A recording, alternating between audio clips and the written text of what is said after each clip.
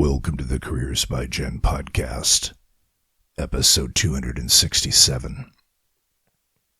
Today on the podcast, Jen talks about how to fight workday fatigue. I'm a big proponent of the afternoon nap. 3 hours under those spreadsheets, and I'm as good as new. You're listening to the Careers by Jen podcast. I'm your host, Jen Swanson. This is the podcast that helps you to get the job, love your work, and advance your career. Careers by Jen is a listener-sponsored podcast, and if you like the content, please consider supporting the show as a patron. You can do so for as little as $1 a month. Head over to careersbyjenn.com and click on support to learn more. Do you get partway through your workday, either at work or at home, depending on where you're working from these days, and feel like curling up on the couch for a nap? Do you have trouble focusing or listening or both? Do you suddenly have to get more coffee or sugar or something to wake yourself up in the middle of the day in order to keep going? If any of this resonates with you, this episode is for you. Welcome to the show. I'd like to acknowledge that Careers by Jen is recorded and brought to you from the unceded and traditional territory of the Salish people, including the Matsqui, the Kwantlen, and the Katzie First Nations. I have been extra busy these past couple of weeks creating a whole lot of content for you, my friends. Lots of great new guest interviews that will be published once a month. And I've been having fun making some short career tip YouTube videos. And I think as of the publication of this episode, there are 4 short videos up that I have made for you. So if you haven't seen those, you can come to the Careers by Jen website, and under the resources tab, you can find the YouTube gallery, or you can look on our Facebook or Twitter feeds at Careers by Jen, and you'll find them there. The reason I'm not telling you to go over to our YouTube channel at this point is that it's hard to find, because I found out, learning something new every day, that unless I have 100 or more subscribers, I can't customize the name of the channel. So if you would like to go over, once you find it on Facebook or on the website, if you would like and subscribe, that would really help me out. And then eventually I can change the channel to Careers by Jen, and it will be easier for people to find. So that would be fantastic. I'm just, I'm learning, and the tech alone sometimes brings on my daytime fatigue. Well, and that, my friends, is a good segue into today's topic: how to fight workday fatigue. Well, first of all, what is the difference between just being tired because you didn't sleep well last night, which is me today, and being truly fatigued? Well, according to the Canadian Centre for Occupational Health and Safety, fatigue is the state of feeling very tired, weary, or sleepy resulting from insufficient sleep, prolonged mental or physical work, or extended periods of stress or anxiety. Boring or repetitive tasks can intensify feelings of fatigue. And they also say on their website, which is full of really good information, that fatigue can be described as either acute or chronic. Now, anything acute is short-term, sudden, and often can be dealt with, in my case, by getting a good night's sleep tonight, hopefully. But anything chronic means it's long-term and ongoing and doesn't get resolved easily or quickly. Now, before we go any farther, if you think your fatigue is more than feeling just tired or bored, please consult your medical professional, because I am not a doctor, and fatigue can be the symptom of a much more serious illness or condition. And if that's the case, it would be very important to have this addressed. So if you are thinking that it is more than just because you're busy or bored or haven't had a good sleep in a night or two, then please go see your physician and see what else is going on for you. But what I can help you today is the kind of fatigue that is more than just tired because you stayed up too late last night, but not as much as the kind of fatigue that requires medical attention. So in that sweet spot. I can help with ways to manage that feeling that can come on partway through your workday. And I've got 7 ways that can hopefully help you to fight the fatigue in the middle of the day and to feel better. So let's jump right into those 7 things. Number 1 is what your workplace environment, what in your work environment might be contributing to your fatigue? What kind of room are you in? Is it tiny? Is it claustrophobic? Is it lit well enough? Is there too much light? Is there air? I know that I personally get so tired when I'm in fluorescent lighting situations. And thankfully, my church office has such a big window in it at the moment that I can most of the year have the overhead light off, because when I forget to and I don't, I feel utterly drained by the end of the day because of those fluorescent lights. I used to feel the same way when I was teaching in a classroom, and thankfully most of the classrooms that I taught in also had big windows, so often I would shut the lights off and everybody just sighed and felt a little bit better, because those, I don't know what it is, but those fluorescent lights just absolutely drain me. So what is the lighting like in your environment? How are you sitting or standing? What are you sitting on? Is it supportive? Is it straining your body in ways you might not even be conscious of, therefore making you fatigued? What's the air quality like? I know that I need air and I need light. And so like natural light to feel good. And so do you have some plants around to help with the air quality? Can you change a lamp around? Can you bring a lamp in? Can you move some things around so that you are near natural lighting? Must you stay in that same place all day? Or can you maybe take some meetings outside or make phone calls outside? How can you enhance or change your physical environment to make it more comfortable? And the other thing, and when I couldn't sleep in the night last night, I was reading a website all about minimalism, and I was reading about how clutter and mess can fatigue us. And so how tidy is your space? Because clutter and mess is exhausting mentally. I don't know, have you ever noticed how much calmer and nicer a clean workspace is? It might not seem important, but honestly, it makes such a difference. If you can see the surfaces, if things are tidy and organized, it just brings on an inner feeling of calm. So try cleaning up your space, switching it up, brightening it up, or airing it out to see if that helps with your energy level and your fatigue. So that is number 1. The second one is to hydrate.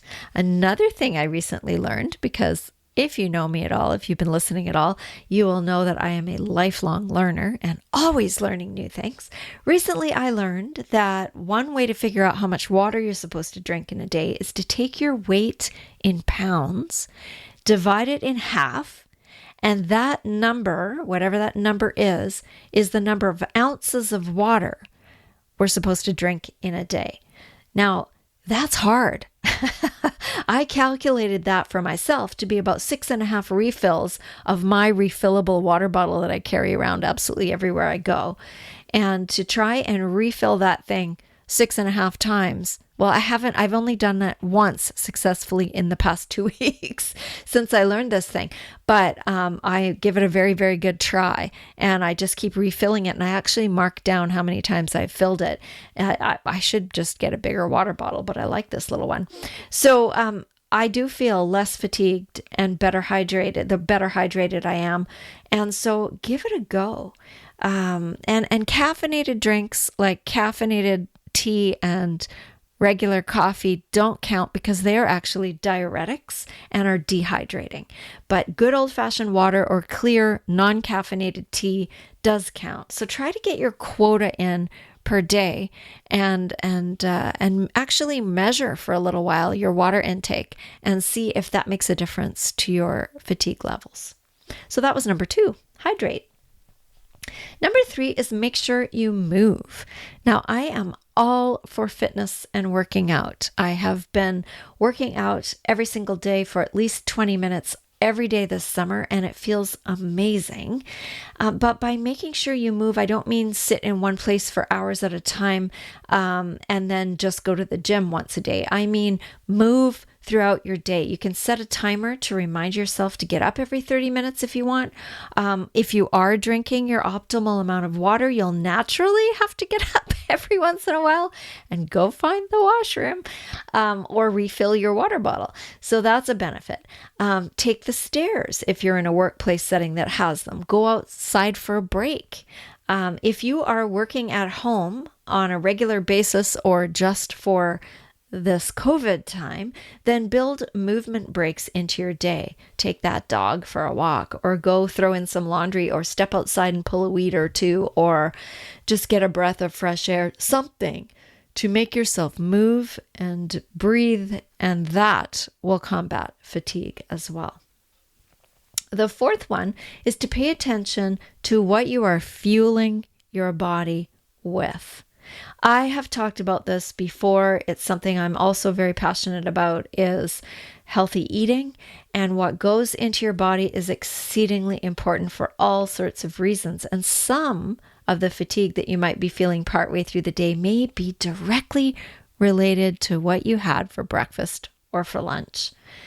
What are you having for breakfast or for lunch? Now, I'm not going to tell you what to eat because although I have certain ideas on that topic, I'm not a nutritionist or a health expert, but take a look at what you're eating. Is it all sugary carbs, or does it include protein or foods that are lower on the glycemic index?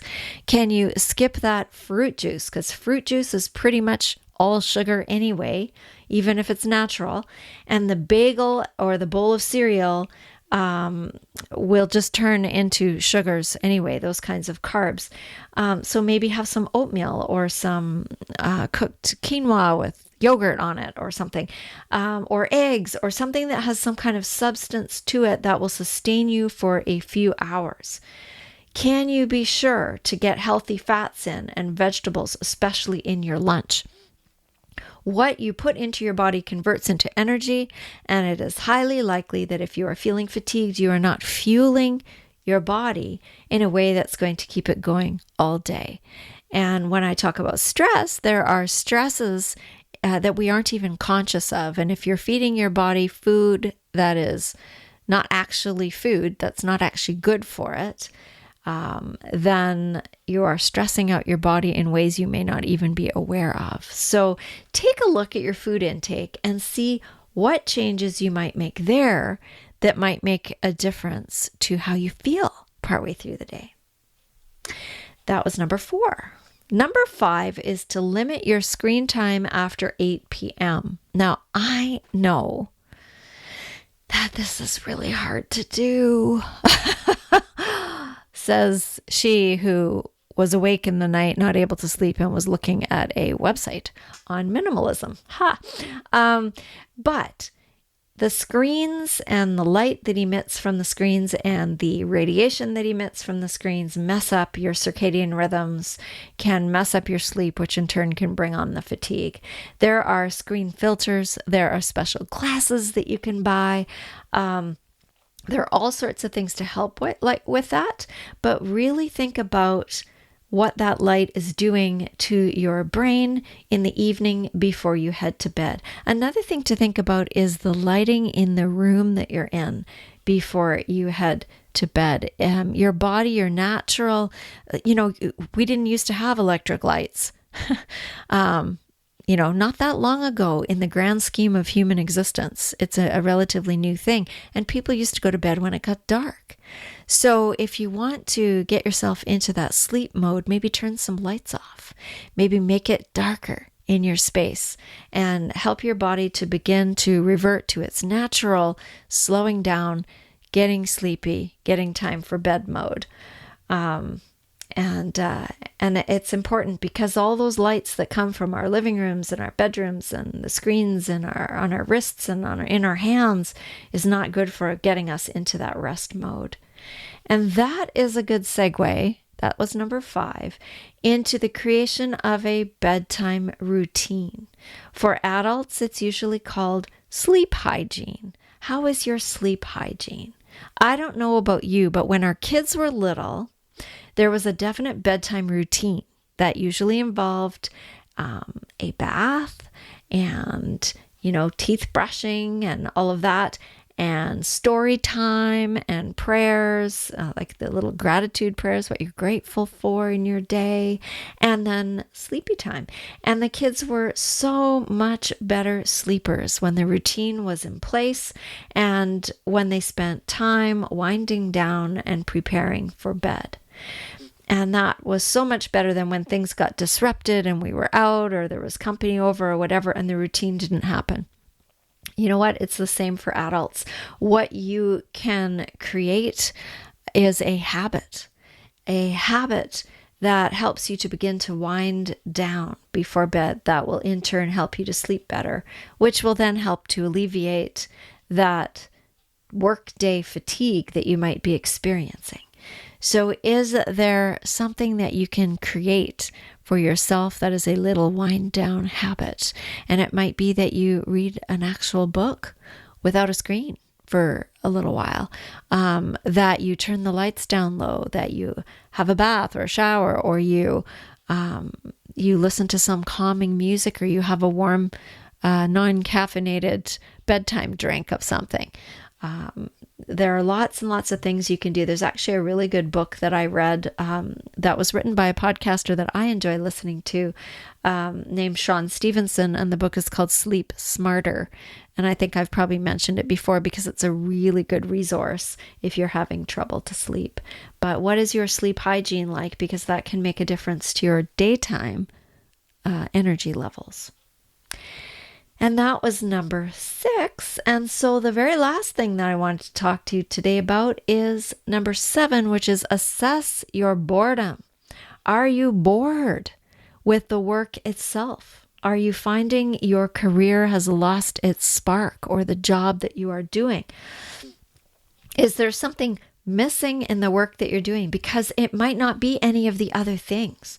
It might be that you are just tired of the job itself, in which case that's a whole other conversation or a whole nother can of worms, as they say. But it is something to consider. Is it time to move on? Is it time to rejuvenate your career by promoting, or by transferring to some other department, or by moving on to something completely different? Because maybe it's not physical fatigue, but instead it is what the French call ennui. Maybe it is something to consider. And if you find yourself in that situation, as I have several times in my working life, when, this is it, this is all there is to it, and I could settle here, but I have many more years to work, and I'm finding that this is not sparking joy, as Marie Kondo says. It is not energizing me, and in fact, it's putting me to sleep, so I really need to find some other way, some other thing that I can do. And it might not even be as big as a change of career or position. It might just be taking on a new project, or solving a problem, or doing something outside of your normal routine that you are now maybe bored with. Maybe it's time to do some career assessing and to see if something new and exciting is in your future.